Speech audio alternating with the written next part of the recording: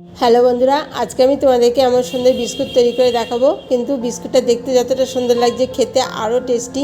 এমন সুন্দর বিস্কুটটা আমি আজ মধু দিয়ে তৈরি করেছি, যার জন্য বাচ্চাদের জন্য খুবই উপযোগী। আর এই বিস্কুটটা তৈরি করা খুবই ঝামেলা কম, একদম নির্ঝঞ্ঝাটে এই বিস্কুটটা তৈরি করা যায় খুব সহজে। আমি কেমন করে তৈরি করছি তোমরা একবার দেখে নাও। এর জন্য আমি প্রথমে একটা গামলা নিয়ে নিয়েছি। গামলায় আমি 50 গ্রাম মতো পরিমাণে রিফাইন তেল দিয়ে দিয়েছি। এই রিফাইন তেলের সঙ্গে 50 গ্রাম চিনি দিয়ে দিচ্ছি। চিনিটা আমি মিক্সিং বলে গুঁড়ো করে নিয়েছি যাতে সহজে মিশে যায়।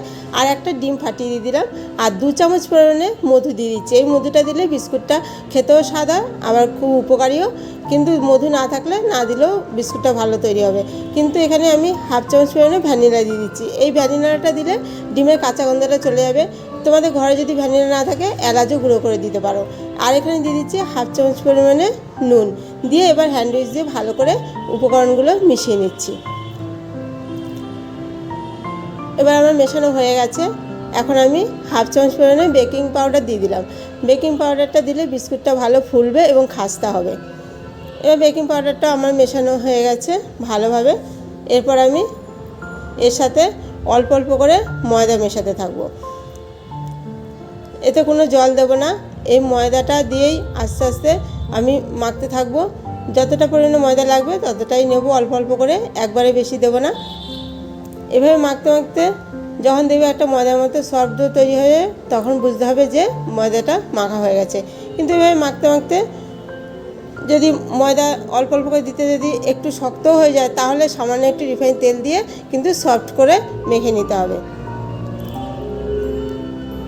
এভাবে আমার সমস্ত ময়দাটা ভালো করে মেখে নিচ্ছি। যাতে ভালো করে মাখা হবে, সমস্ত উপকরণগুলোই ভালোভাবে মিশে যাবে। এবার আমার মাখা হয়ে গেছে, দেখে নাও কেমন করে মেখে নিয়েছি, কতটা সফট। ঠিক এরকম সফট হবে। তারপরে আমি যেই থালাটাতে বিস্কুটটা ওভেনে বসাবো, সেই থালাটা সামান্য একটুখানি রিফাইন তেল দিয়ে মাখিয়ে নিচ্ছি। আর তার উপরে সেই মাপেই একটা কাগজ কেটে বসিয়ে দিচ্ছি। কাগজটাতেও তেলটা ভালো করে মাখিয়ে নিচ্ছি, যাতে বিস্কুটটা বসালে বিস্কুটের মধ্যে কাগজটা লেগে না যায় এবং থালার মধ্যেও আটকে না যায়। এবার থালার মধ্যেও আমার তেল মাখিয়ে নেওয়া হয়ে গেছে। এবার আমি একটা একটা করে বিস্কুট তৈরি করে নেব হাতে। প্রথমে এরকম করে গোল করে নেব, গোল করে হাত দিয়ে একটু চাপ দিয়ে চ্যাপটা করে নিলেই বিস্কুটটা তৈরি যাবে। কিন্তু আমি গোল করে তৈরি করছি, তোমরা চাইলে চৌকো করেও বানাতে পারো, লম্বা করেও বানাতে পারো, যার যেমন মনের ইচ্ছে সে সেইভাবে বানাতে পারো। এবার আরেকটা বিস্কুট আমি তোমাদের তৈরি করে দেখাচ্ছি। ঠিক এইভাবে গোল করে হাত দিয়ে একটু চাপ দিয়ে চ্যাপটা করে তৈরি করে নিতে। এবার সবকটা আমার তৈরি হয়ে গেছে। এরপর আমি দেখানোর সুন্দর জন্য একটা ছুরি নিয়েছি, ছুরির পেছন দিকটা দিয়ে একটু দাগ কেটে দিচ্ছি ফুলের মতো, যাতে দেখতে সুন্দর লাগে। কেমন সুন্দর হয়েছে। ঠিক এইভাবে ছুরির সোজা দিক দিয়ে নয়, সোজা দিক দিয়ে হলে বেশি ডিপ হয়ে কেটে যাবে, উল্টো দিক দিয়ে করলে এইভাবে হালকা দাগ পড়বে এবং দেখতে সুন্দর লাগবে বিস্কুটটা। এভাবে আমি সমস্ত বিস্কুটগুলোই দাগ কেটে নেব। এই যে কেমন সুন্দর তৈরি হয়ে গেছে।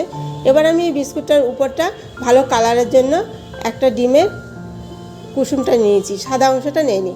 এই কুসুমটা চামচ দিয়ে ফাটিয়ে চামচে করে অল্প অল্প করে একটুখানি নিয়ে বিস্কুটের উপরে লাগিয়ে দেবো।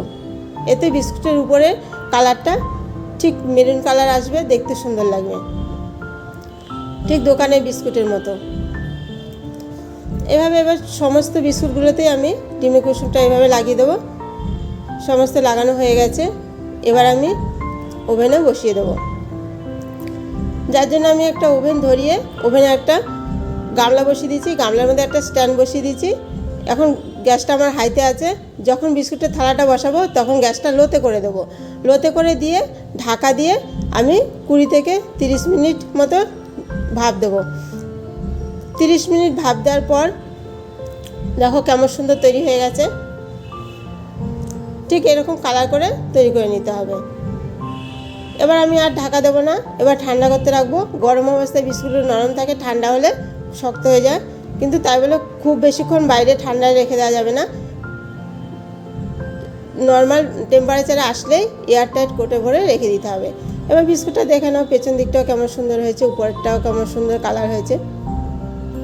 এবার ভেঙে দেখিয়ে দিচ্ছি ভেতরটাও কত সুন্দর খাস্তা হয়েছে। আরেকটা বিস্কুট আমি দেখিয়ে দিচ্ছি। দুটো পিঠই পারফেক্ট হয়েছে। এভাবে বিস্কুট তৈরি করে এয়ারটাইট কোটে ভরে ঘরে রেখে দিলে 7 দিন ধরে তোমরা খেতে পারো। এমন বাচ্চাদের যখন তখন হাতেও দেওয়া যায়।